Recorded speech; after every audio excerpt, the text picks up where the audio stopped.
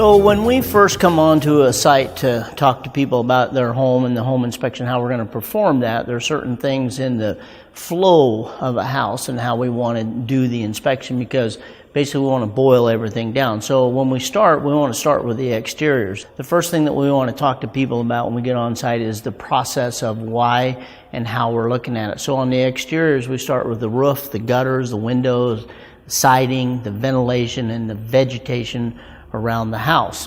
So when we talk about the roof, certain things about roofs, there's different types of roofs. Naturally, when you drive down the street, you'll see flat roofs, pitched roofs, steep roofs, and things of that nature. You'll see shingles on the roof, or you may see cedar shakes on the roof, or different types of products that are on the roof surface. So that's important to understand what type of product that we're actually dealing with. Whereas, for example, we'll start with cedar. Okay, so you'll see a lot of cedar shake roofs here. So cedar shake roofs, typically what we're looking for there is the deterioration of of that roofing shingle, the shake. It's called the shake. And so how thick the butt is, the butt end of that, kind of gives us an indication of how many years that should theoretically expect to last in a lifetime. So you'll have really, really, really thick ones, which we don't see much anymore. Those are called a 40-year butt surface. Typically what we're seeing right now is 20-year types of cedar shake roofs. So the maintenance issue with cedar shake roofs is that what we're talking to people about is the maintenance of that. A lot of times we'll look at them and things, again, out of sight, out of mind. It doesn't leak yet, right? And so we don't typically address the situation until it starts leaking. But what you're looking for on a cedar shake roof is you're most certainly typically here where we live in the Northwest and other areas, our south side exposure to the equinox where your sun is positioned. The south side of your house is going to get the brunt of the weather. Good, bad, indifferent. For the most part, all of our bad or good weather comes out of the south. So we want to look at that area really heavily, not that we're dismissing any other areas. But in the context of that, what we're looking for on those shakes is we're looking for curling or flipping, or the shakes are lifting up and things of that nature, which basically means they're starting to wear. Cedar shake roof, exactly what it is. It's a cedar shake, and it's wood. And so when they're first put on, they have an oil penetrant that's typically been applied to that roof a lot of times.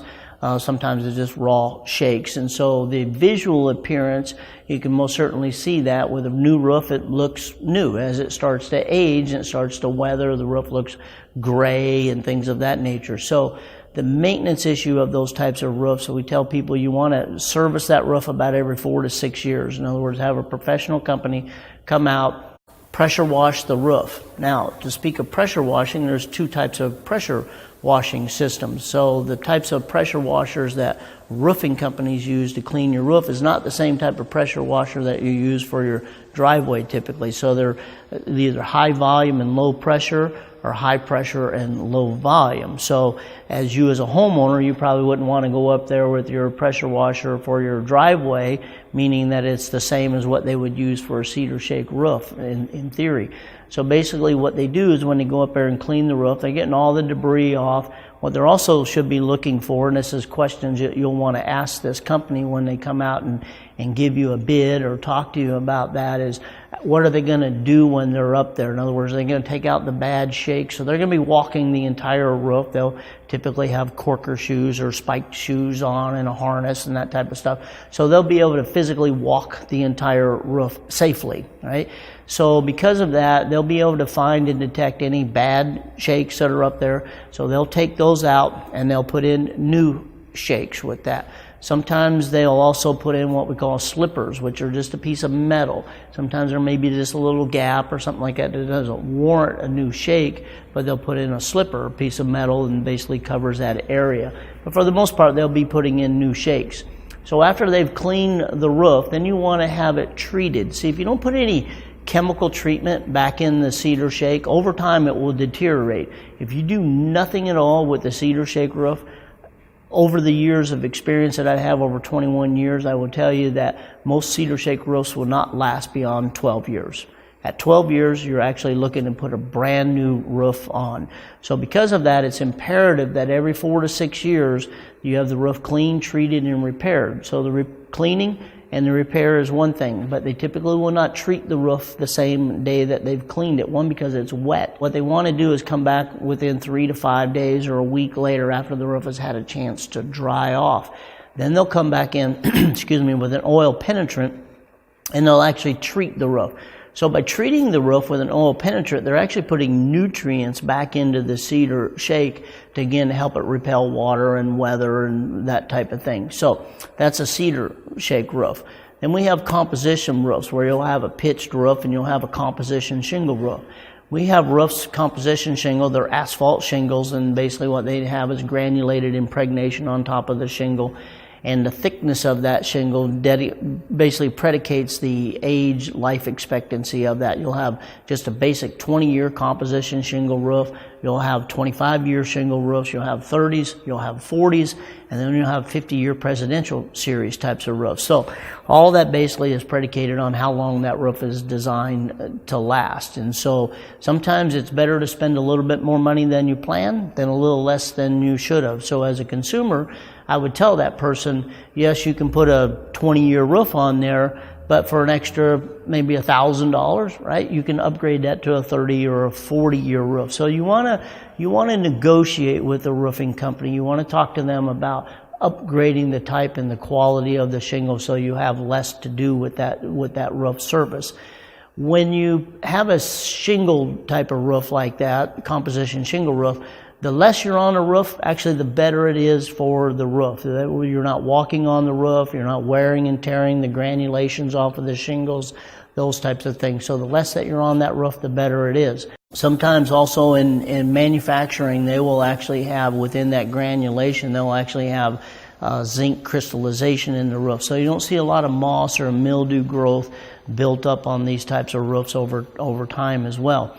If you do have moss or mildew growth and that type of stuff on there, again, the type of pressure washer, whether low volume or high pressure, or low pressure and high volume type of roof, you want to be cognizant and aware of that. You just don't want to get up there and get too close to the roof surface, because a pressure washer, because of the pressure and the volume of the water, it will rip or tear the shingle if you get too close to it.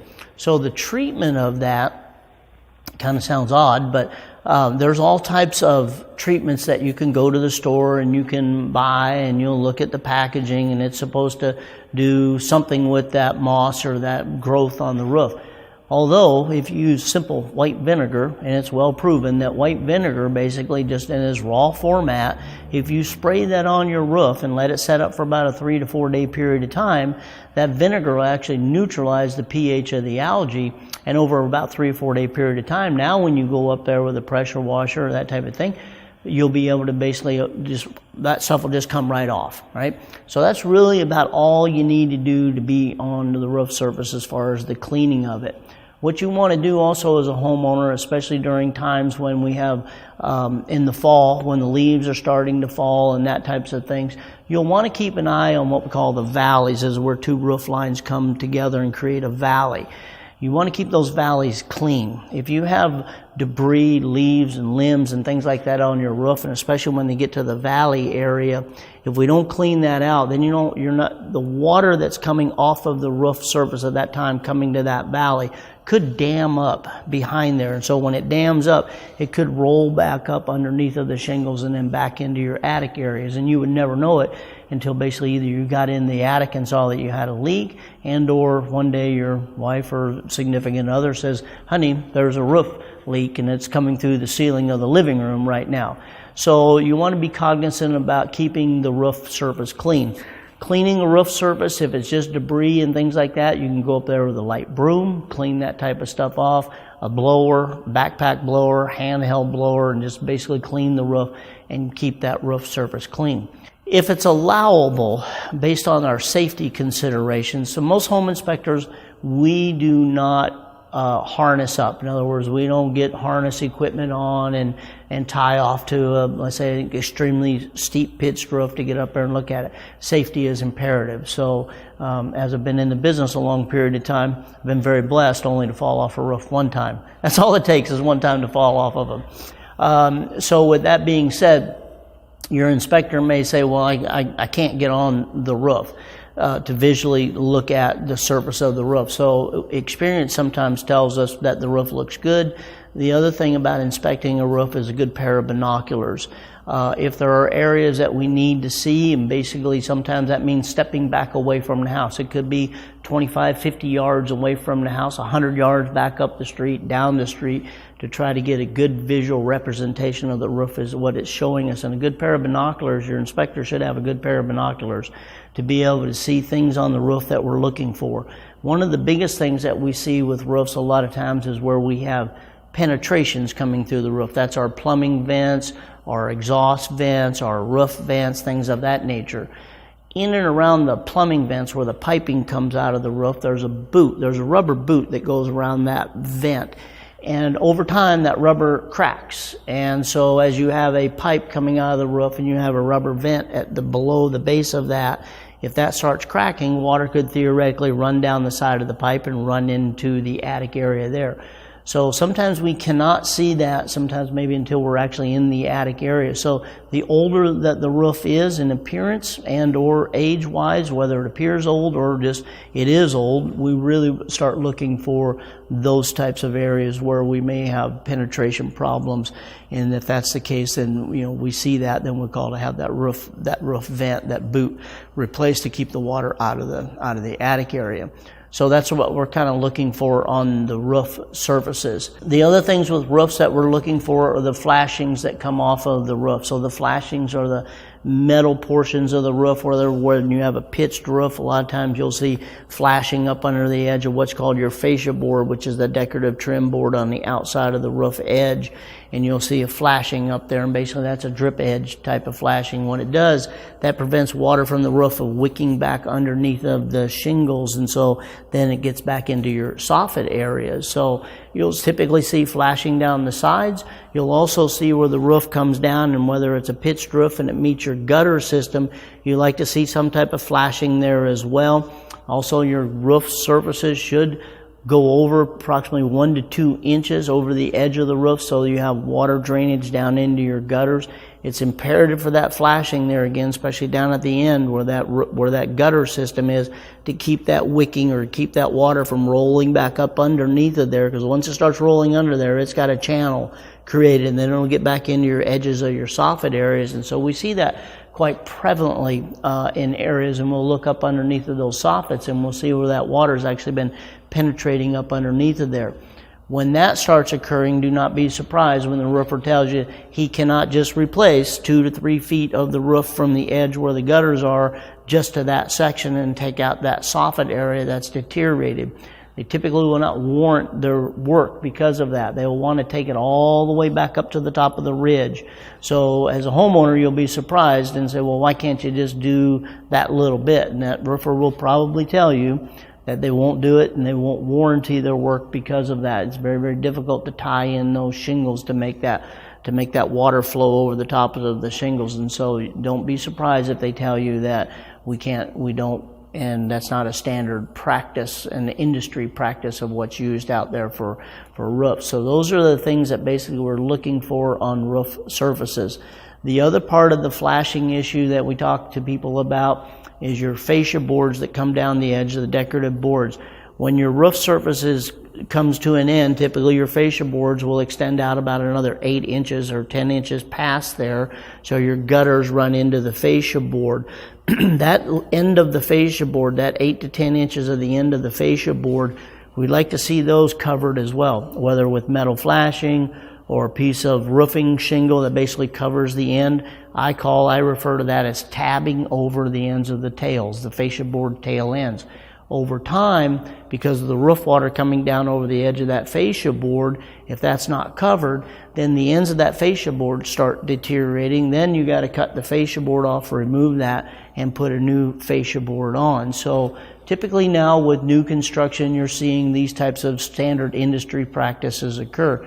older homes, typically roofs, that have been there for a while, sometimes you won't see those types of flashing issues. And that's a preventative maintenance types of tips and techniques that we talk to people about maintaining that. A roof will discharge a lot of water, and so because of that, it's imperative where those drainage planes are going to, whether they're in the valleys, whether they're at the edges and things like that. We want to get the water from the roof into the gutter systems.